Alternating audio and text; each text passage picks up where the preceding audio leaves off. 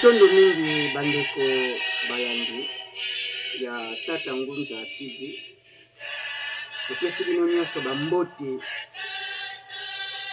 ya mingi epai bozwami kolanda biso ya bino Tata Ngunza mokakozwa na bino banso. Lelo bongo tozali mwa zomi na mibale na sanza ya zomi na moko mobu na manaka ya bapaya koto mibale na tuku mibale na mitano wapi oyo toza kokoba etumba na mboka ya bapaya nde tika ya mboto zongisa matondo na mokolo pema, mokolo makasi, mokolo moi, mokolo mai, mokolo mabele e bomoi oyo ebatelami na bango mei tata mokili ya likolo na sepe ya baso. Na kokanisa biso bana baindo nde atindaki ndambo na ye eye oto bengi walongo fumuki mbangu nde botata mokili na biso mbasi kapita na biso ange superviseur na biso wapi elakaki yaki mpavita solo likokisi ya kwa mambu zenga mambu walongo fumuki mbangu fula mwana lelo matondo makasi na bakoko babiso bandimaki kobota baboti na biso po Afilika pe Kongo ezanga bakolo na yango te. Fertilité epesamaki na bakoko babiso pezo koba na biso po espace Congo, espace Afrique ingeta identité primitive ya tata mokeli etikala à l'éternité. Mokakozwa na bango mei matondo mingi na bana bilaka ba na sens ya responsabilité, ya sens ya compréhension parce que avoir le diplôme na être intelligent eza biloko mibale ya kokesana. Koki kotanga programme scolaire ya l'Occident par rapport ya ba parents batiaki molende par rapport ndenge viezo kende mais mayele peza eloko mususu dit lecture exacte ya milieu ya temps ya espace porteur ya ba solution na ba problème eza ko gagrene eza ko tungisa yo moko libota ekolo na yo espace na yo o porter ba solution nango wande fruit ya intelligence o ba koko na biso bazalaka nango. Koko abotami akuti ebale mais il faut traverser et à yekolinage akomi kokende ngambo kozonga na nage mais il faut na katisa ba bagage il faut na sala nini ekoko ayekoli libata nde etindaki ye akata nzete na maboko to neloko nini eba outil du travail nde azwaki mabele achauffe yango e apesi yango forme asali mbele asali ntengo asali ba instrument oyo permetaki asala bwato na koimite libata atie mpe na nkai wana mokili mobimba nani bayebi te ke bwato ezalaka. Koko na biso liboso asalaki bwato azwi solution ya kokati ya bagage ya kokati ya bato a grand nombre bango nde bazalaki mayele mais biso lelo oyo tozali ba coureur ya bapapier abengi badiplôme d'état badiplôme universitaire e baformation nyonso bongo tosali tokoki te kopesa solution na Afrique baproblème oyo eza kotungisa baafricain oyo biso tozali nde toye na lombango kobeta susu sete makasi komartele lisusu koloba ete on vit mieux que chez soi. Bomo ya malonga, pongi ya malonga na ndako na bino to na ndako na yo nde epai oyo na ndoto ya malonga ekoyela bino. Me na ndako ya mopaya okimeli mbula, okimeli problème, epongi na yo il faut ezala contrôler na bangozi na bandoto, vedi olali kaka po olekisela butu wana yeba ete okende pongi na 9h te po yebi te ndenge nini bango basalaka makambo na bango. Toana image moko ya moto ya kokomante toko loba boye image eza ya 9 minutes tozwa temps ya ko visionner ensemble. Toko loba boye mutu oyo alingi papa na yo te, ata asekisi yo zala na ngele po ayebi ke oza makila ya tata wana pe risque ezali o reproduire kaka ndenge tata wana oyo aza ya yo asalaki, oyo esalaki ete balinga ye te, bamaltraite ye, baboma ye. Donc bakopesa confiance sourire po bamaintenir yo, po badilue yo, po bakontrole yo, bakopesa yo sourire wana to bolingo moko ya façade kaka boye. Mais na réalité bazobanga vengeance, bazobanga oyeba noki te otourne contre bango. Mingi pena biso ba toza na diaspora. Il faut toyeba ete soki Afrique eza lelo eza à cause ya ba occidentaux.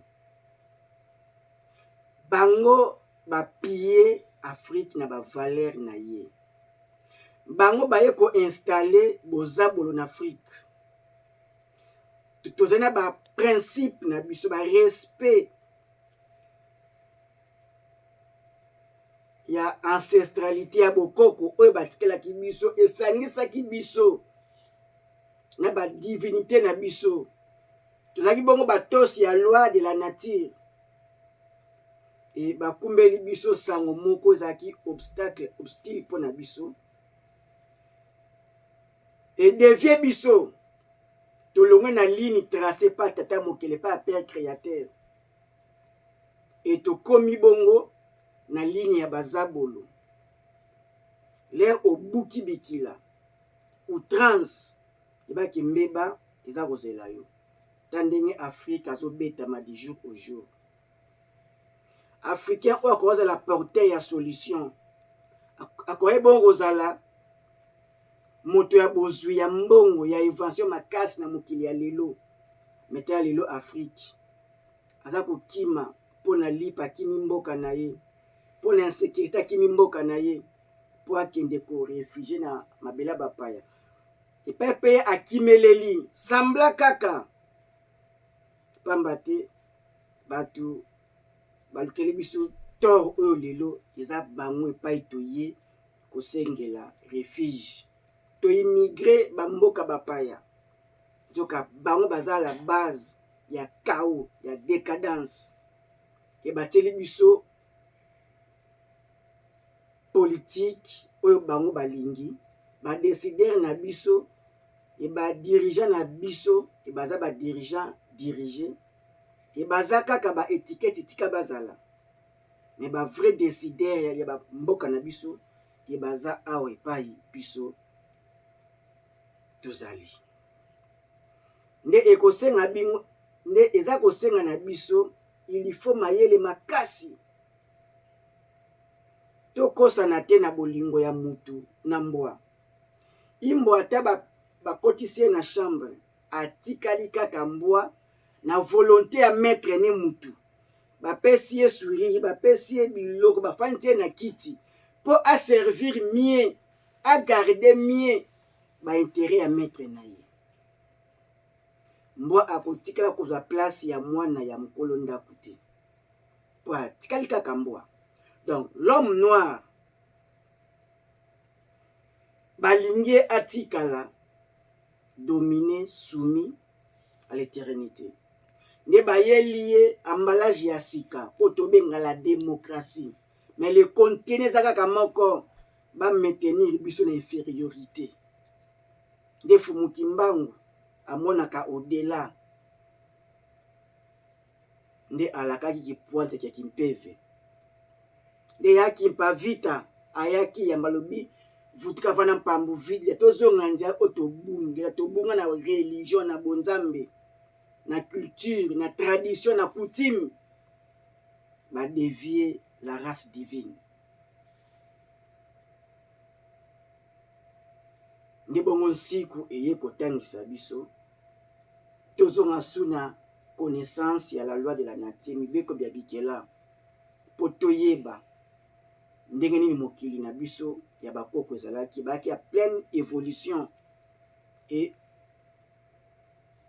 koko ya africain oyo atangisi mokili atangisi bakoko ya mindele lelo oyo batile biso programme scolaire diabolique toke bongo ko reprendre kaka ko répéter à répétition à vie makambo eza na sens te na vie na biso bafricain intellectuel moko te na mayele oyo atangi na programme scolaire na manuel ja kodaté dès l'état colonial yango te ekoservir biso na sortie de crise oyo Afrique aza nango.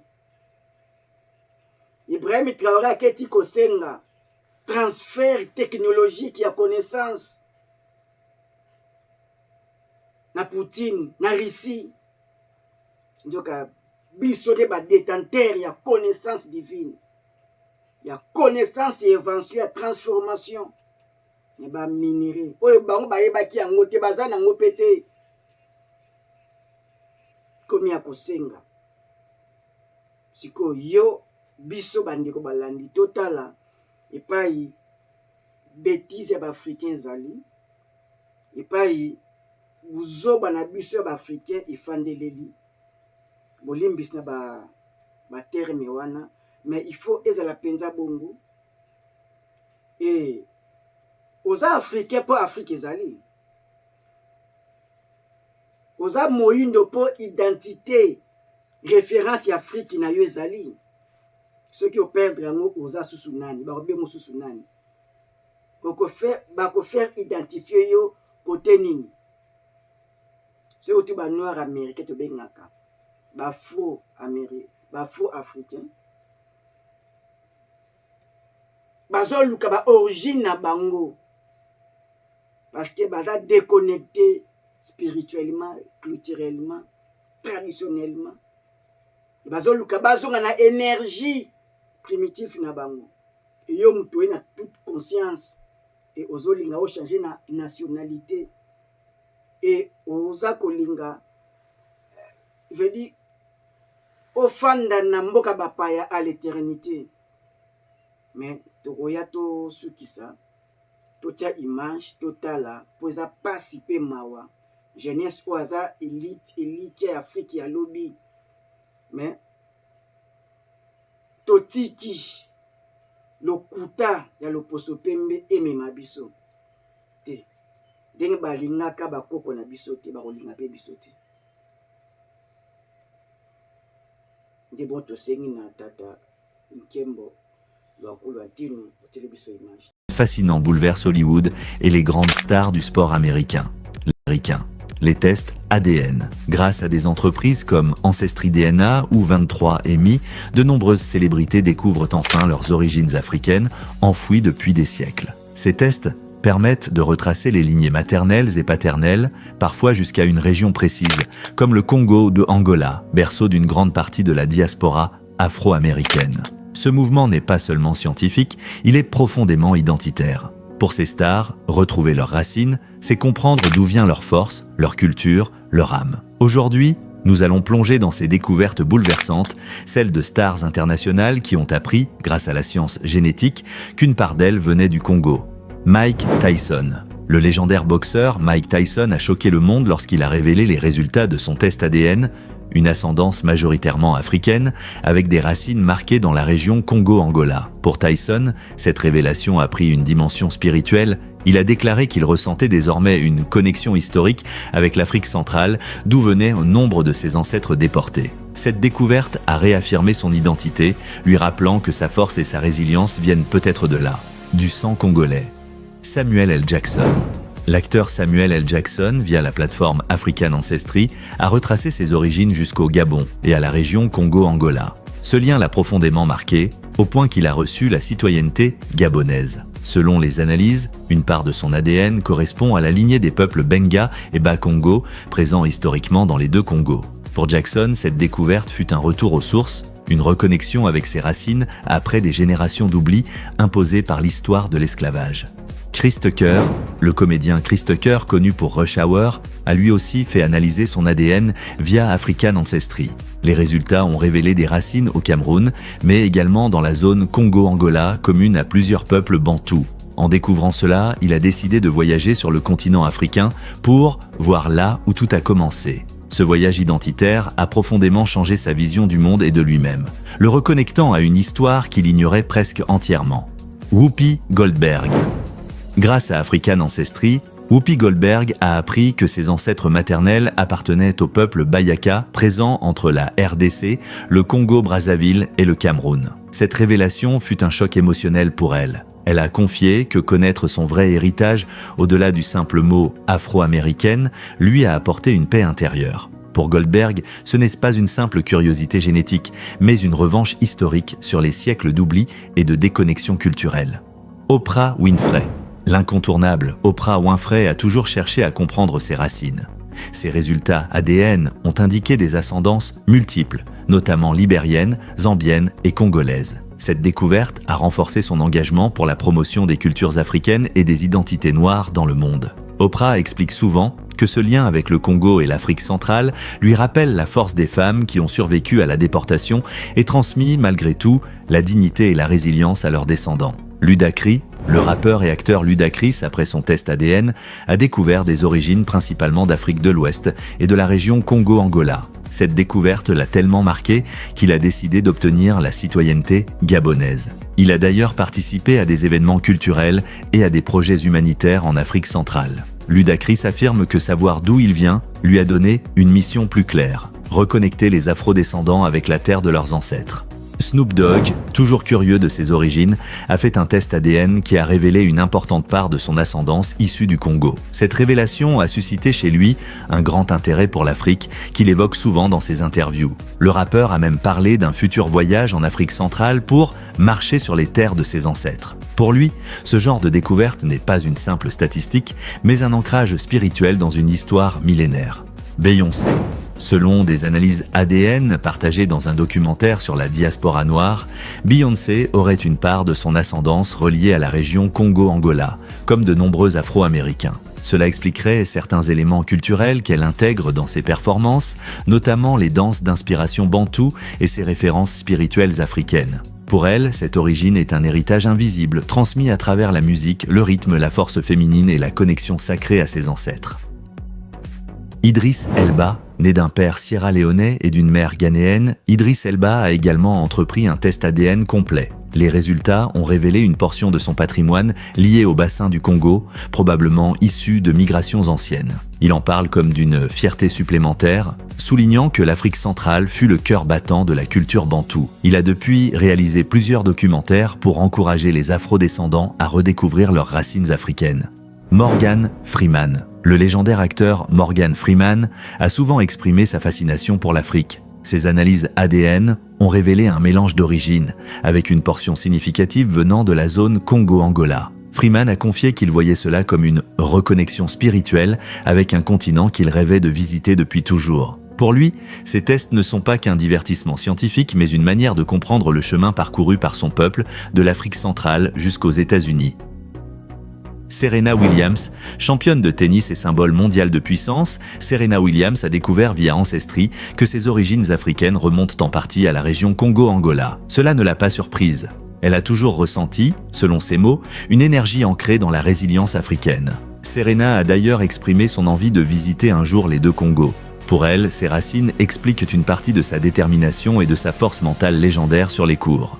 Venus Williams, tout comme sa sœur, Venus Williams a obtenu des résultats similaires via Ancestry, confirmant une ascendance liée à la région Congo-Angola. Dans plusieurs interviews, elle a dit se sentir fière d'être la fille d'un peuple de combattants. Pour Venus, ses origines africaines sont un rappel constant de la dignité et de la beauté de ses ancêtres. Ses découvertes ADN ont renforcé sa conviction que les afrodescendants doivent mieux connaître leurs racines au-delà des frontières modernes. Anthony Anderson. L'acteur Anthony Anderson, Blackish, a découvert via Finding Your Roots, une émission généalogique, qu'il descendait de peuples originaires du Cameroun et de la région Congo-Angola. Il s'est rendu sur place pour rencontrer des historiens et voir le sol de ses ancêtres. Pour lui, cette expérience fut bouleversante. Ce n'est pas juste de l'ADN, c'est de l'histoire vivante. Il a depuis milité pour que plus d'Afro-Américains effectuent ces tests afin de rétablir la mémoire collective. Forest Whitaker, l'acteur oscarisé Forest Whitaker, célèbre pour son rôle dans Le Dernier Roi d'Écosse, a entrepris des recherches ADN révélant une ascendance en Afrique centrale, particulièrement dans la zone Congo-Angola. Fasciné, il a depuis investi dans plusieurs projets culturels sur le continent. Pour Whitaker, comprendre son héritage, c'est reprendre une histoire que l'esclavage avait effacée. Il affirme que chaque afrodescendant porte dans ses gènes la mémoire d'un peuple, d'une culture et d'un combat pour la survie. Chadwick Boseman. Avant son décès, Chadwick Boseman, interprète mythique de Black Panther, avait évoqué ses origines africaines issues de tests ADN qui révélaient des racines liées au Congo et au Nigeria. Cette découverte avait profondément influencé sa vision du film et son attachement à l'Afrique. Boseman disait que jouer un roi africain n'était pas un hasard mais un appel du sang. Ses racines congolaises résonnaient en lui comme une vérité retrouvée, un symbole d'unité pour toute la diaspora noire. Tiffany Haddish. L'humoriste Tiffany Haddish a fait un test ADN qui a révélé une ascendance variée, incluant des traces significatives du Congo et de l'Érythrée. Cette découverte l'a poussée à obtenir la nationalité érythréenne, mais elle mentionne souvent ses liens congolais comme un élément fort de sa culture intérieure. Pour Haddish, connaître ses origines, c'est comprendre ses émotions profondes. Mon tempérament, mon rire, mon feu, tout vient d'Afrique centrale. Elle a depuis intégré des symboles africains dans ses œuvres. LeBron James. Le basketteur, LeBron James aurait, selon un test généalogique présenté dans un documentaire privé, une part d'ascendance provenant du bassin du Congo. Même s'il n'en parle pas publiquement, plusieurs analyses de lignées afro-américaines de son profil ADN correspondent à cette région. LeBron soutient de nombreuses initiatives pour reconnecter la diaspora noire à l'Afrique. Denzel Washington. L'acteur Denzel Washington, selon des études généalogiques issues de projets universitaires, aurait des racines africaines étendues, notamment dans la zone Congo-Angola. Ces découvertes correspondent à la majorité des lignées afro-américaines originaires de la côte ouest et du centre de l'Afrique. Denzel a souvent déclaré qu'il sentait une responsabilité ancestrale à représenter la dignité noire au cinéma.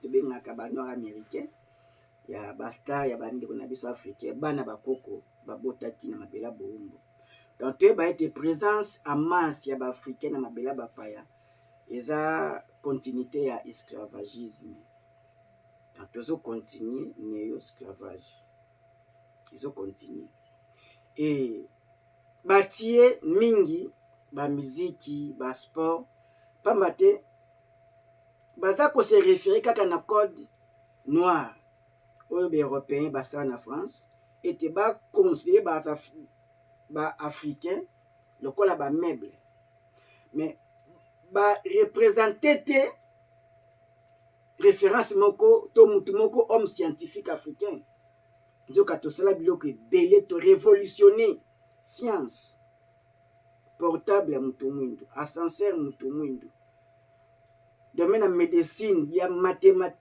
na mboka kimopaya aux États-Unis et toza na ba ingénieur ba savant ba scientifique ya oran oyo basala makamba minene na mokili mais na kombo ya bapaya batem parler no yango tolongola kombo ya bapaya tozongisa kombo eza na identité na biso ya bokoko na biso. Alors soki bango ba sentir incomplet parce que babotami na kiboumbu na mabela bapaya sikoyo yo mutu oye na toute conscience oye penza po na pasi po batie kao na Afrique parce que pays moko te Afrique asalaka mandoki babombe. Donc bato oyo batekaka babombe po tobomana bango nde baosala assemblée lokola balingi biso. Sikoyo biso toyeba boye tokoki te, on ne peut pas même investir na mabela bapaya. On ne peut pas parce que toza maître ya tante. Toyebi te quand est-ce que lobby na biso kozala. Toza kopela ko interdire pena bandeko. Et comme le lokola sujet ya orgueil 2, 3, 4 ndako. Bien bon. Mais soki diminution ya immigration kozala, ba immigré ba ko se diminuer. Nani toko louese bandako wana. Donc baza ko charger biso bakangi yo kaka na maboko na makolo na bagisi na kingo. Oko songer lisusu te o investir na mboka na yo na Afrique na yo. Soki mutoki na biso etikali awa David etikali ba esclave à vie. Donc il faut tozonga na mikuwa ya bayindo o bakunda. Oba oyo koko ya yambo yaka bakunda afo mikuwa ne lukama ezonga.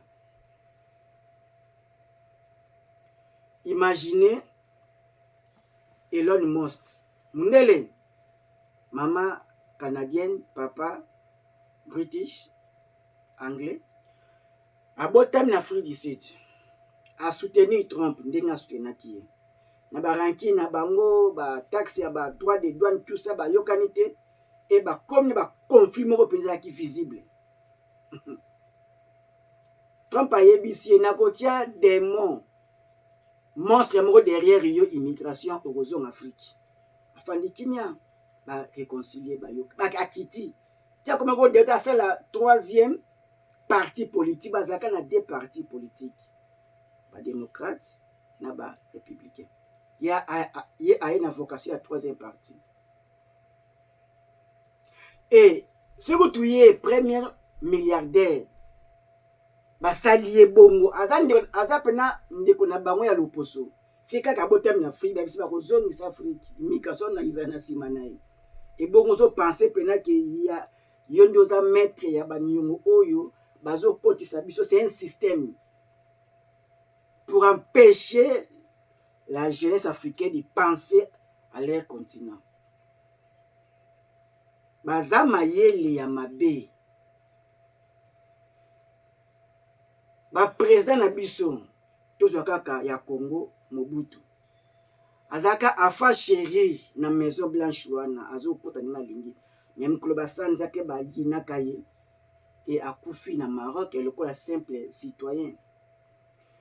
Et batu nyonso ya tina na biso nos dirigeants politiques so comme na suka na mbongo na bango na forotina batiaka kuna bakanga bongo ya biso kaka ozwi mbongo na pasi tozonga na pensée ya ebandeli soki toyaki ba mboka oyo zaki parce que tokoka te soki tozwa ki vie to opportunité ya ba fond ya makasi mbe tozwa tozonga to mbe tozaka kana mboka na biso l'air yo oye tata pambola sungi Ozwa 1, 2, 3, 4, 5. Pourquoi pas on a pensé non ya liboso ko investir, ko créer forme ko constant pour to investir na continent na biso. Lilo oyo ba indo pakistanais ba mapa ba boulangerie comme ya bango. Ba hôpital nyoso bango. Parce que biso siko bana ya mboka ba yi ekolo. Et to comme sous risque zali ba esclave na propre mboka na biso. Tous des esclaves déjà spirituellement, religieusement, parce que tout semble la bonne zambe oya bapaya, bien que colon essaie à Kenda, mais ataillé penza Afrique, ndenge alingela ki na conférence de Berlin 1885, bazo respectant na ba principe na watikela kiango, et il faut Afrique et sangana. Pour te permettre bandeko na biso babota milibanda bazonga partout kokota kotika après ça babela bakokone le posoneza passeport oneza visa nae mais il faut biso batutoyer consciemment tondi ma risque pour to promouvoir to protéger mabele héritage commun o bakoko na biso batikeli biso soki te ezala pasi na bana na biso tozobota na mabela bapaya. Photo lakisa bango mabele na bango za Afrique balonaka nzete na lupango ozofutela te po risque eza etikala ya mokolo lupango. Tata mama tosimba ete soki yo oza kosazarde yeba ete oza maître ya tante epai ete ozokende makambo ekozala na désavantage na biso. Po tozwa avantage il faut to prévenir, to anticiper, ko délocaliser, ko investir petites et moyennes entreprises, to investir pas eza na Afrique toyebi yango. Ba dirigeant politique na biso nde bazo causer biso tort, mais tokoki te kotika mboka na kaka bongo. Il faut okanisa Afrique po molimo na yo euta bon Afrique, na Afrique spirituelle Pemba Kalunga. E mukonza milimo nyonso ya bayindo nde ye wana walongo fumuki mbangu andimaki pasi kokufa kopesa bomoi na ye mpo na biso bayindo. Tokoki te kotika mabele wana ya Mbuta Lumumba, ya Yaki Mpavita, ya bakoko na biso, ya Mbuta Sankara, totikela yango d'autres races mosusu. Faut to prendre possession nango économiquement, spirituellement, politiquement, scientifiquement. Il faut tous s'imposer. Tondi ma risque. Bakufaka pona mabele. Bakufaka te kaka pona pamba bongo kufi. Tondi ma risque. To ndi ma pena risque. Tondi ma risque. Po mabele eza biso nde tukuti na mabele wana. Matondo bandeko balandi. To simba ete bakolinga biso te soki balingaki ba papa na biso te bakoko na biso te bakosala semblant mais balingaka biso te en réalité. Ifaki ba aider Afrique et relever etelama. Ifaki ba minero bazwaka neta brite basala ta preuve ya bonne foi ba créer ba industrie en Afrique pour chaîne de valeur et créer misala to bimakate. Mais c'est un plan élaboré.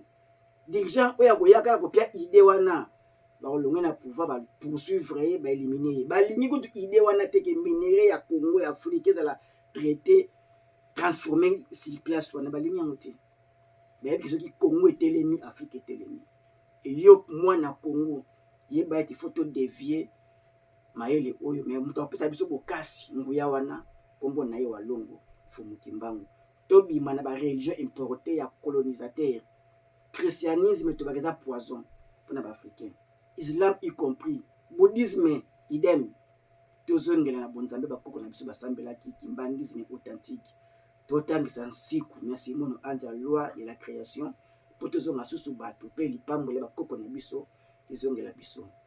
Moka kozwa bato nyonso balandi biso toza pe bato à l'égalité. Totika te tokoya na piège ya l'Occident.